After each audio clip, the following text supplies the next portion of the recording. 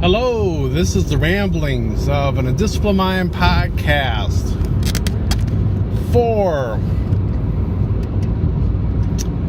Wednesday, June 1st, 2016. As of this recording, Sierra is still missing. So, I was doing a little looking around on the internet today, and I came across something that is not something I usually spend a lot of time thinking about, and that is luxury goods. Now, I'm not talking luxury goods like getting HBO over basic cable. I'm talking what we would consider real and honest-to-God true luxury goods. I happen to be perusing CNN a little bit for the news of the day, and I came across they have a luxury subsite.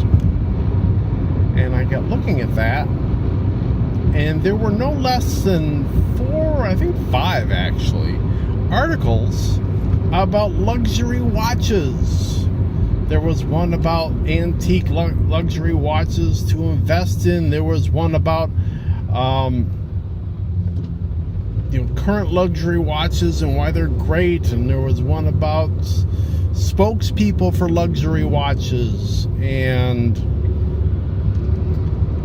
there was one that was talking about smartwatches being offered now by luxury watch makers. And I thought it was interesting. I thought it was an interesting take, because it seems to me, with the advent of the ubiquitous cell phone,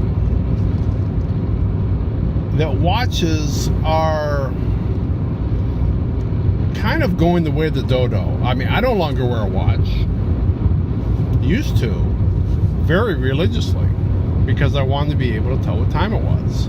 I had a couple of watches. I had one that I wore that was just kind of a little digital thing that I wore on weekends and when I was working, and then I had a nicer one that I wore at work, since I work in an office. In other places, it's a nice Swiss Army watch that I got for my 5-year anniversary at the place where I work. But I've gotten to the point where I don't even wear those anymore, because if I want to know what time it is, I'll look at the cell phone. It's always with me, and it just seems silly to quote Alton Brown, have a unitasker on my wrist to tell me what my phone could already tell me. So I've stopped wearing watches, and I think a lot of people have. I don't see very many people with watches anymore. And so I thought it was kind of funny that, here in the luxury marketplace,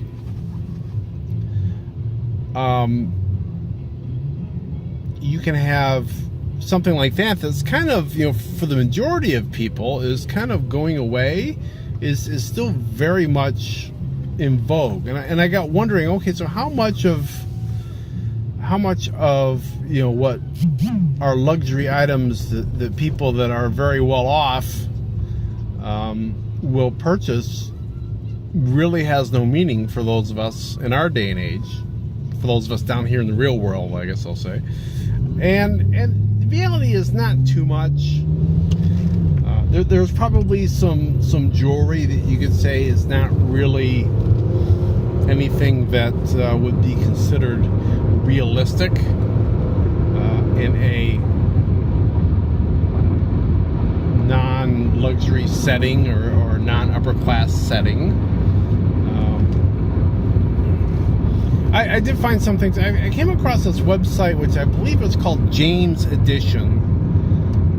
I don't remember if it was .com or .uk. It might have been .uk, because I think it was based, or it might have been based someplace else. But it was called, probably if you Google James Edition, you'd find it. And what it was eBay for luxury items. And so they had watches on there. They had helicopters. They had real estate.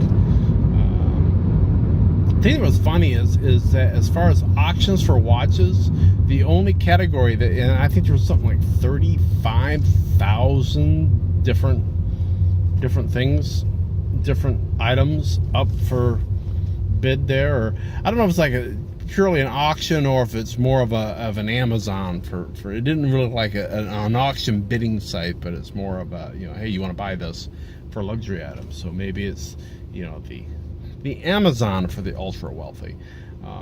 But there were more real estate. There was like 40,000 and something different real estate entries.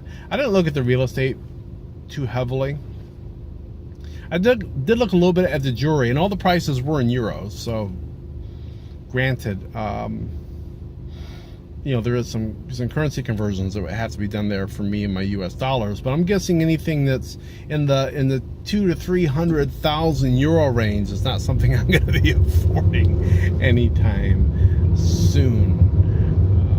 But so I was curious, what stuff was out there that either isn't really something we would use, or we would, but we would never pay that price for it. And I came across a number of Mont Blanc pens of a couple types, and these varied from, I think, about 400 to 800 euros. There were some that were just normal ballpoint pens,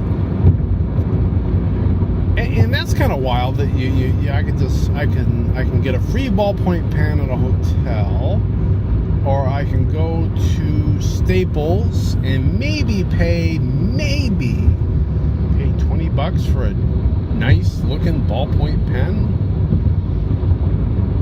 versus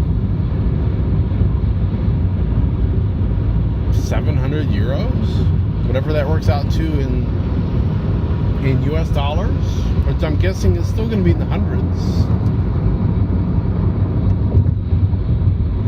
That seemed kind of silly to me. And then there was one that was made of some very rare metal that most people can't work with, and it's hard to work with, and it wasn't titanium. And I can't. It was something. It started with a T. Something like titerlium, or I don't forget. Over 9,000 euros. And this was. I found this pen first, and there were some Mont Blanc pens like that. These were fountain tip pens, not even ballpoint pens, but fountain tip pens. How many people use those in the world today? I'm guessing not very many.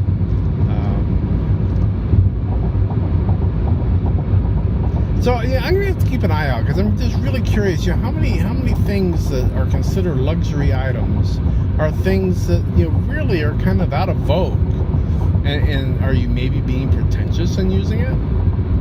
Like using a fountain tip pen is the reason to buy a Rolex watch, just so you could be seen wearing a Rolex watch? That's what it seems to be. Now, I do realize that there's some of these watches that are, like there's one called, they buy a company called Breitinger, I forget, and they are an aviation watch, and I can see where, for specialized uses like that, dive watches, whatever, these things might still be very much in use and very much needed. But, for the average person, it just doesn't seem like something that in this day and age is really all that relevant. But yet it's still a luxury item and still commands big bucks. So that just seems strange to me. It's kind of like the world of Downton Abbey, where you've got these people that are royalty, and they've got all this stuff that they use. And it's not really stuff that the average people utilize, such as in their dress and what they wear and all this stuff, but because they are in the upper crust, they do use it, and it makes perfect sense. So I guess I don't totally understand that. Now I have had some experience with some staying in some luxury, what I would call luxury hotels. Spent a weekend at the Grand Hotel many years ago. Not necessarily a big luxury suite, but the whole thing is kind of a luxury resort, and that was really nice. That was a long time ago. we need to revisit that. And then not too long ago, we stayed at the Amway Grand Plaza, which is up in Grand Rapids, Michigan, about 3 hours from here, 2.5, 3 hours. And it's a very old hotel. I believe it is 5-star. And we stayed in they got kind of a new tower, and they've got the historic tower. And we stayed in the historic tower, and we splurged and got this suite. And it was glorious. It was a huge bedroom, and there were like 2 bathrooms, or maybe like 1.5 bathrooms, and it had its own sitting room, and it had its own dining room with table. I mean, this was a nice suite. It was just like something out somewhere in time. You could almost see yourself being back in the 1800s. It was that kind of decor and furniture and whatnot, and that was really cool. So, and now that we've got the house paid off, we're looking forward to doing some more of that kind of stuff. So, there are some things like that I can really get into from a luxury perspective because it's the experience. But, you know, I don't think you'll be seeing me with a Rolex on this wrist anytime soon. But I guess I'll let that be that for today. I'll be back tomorrow. I'll be talking to you then. So, be seeing you.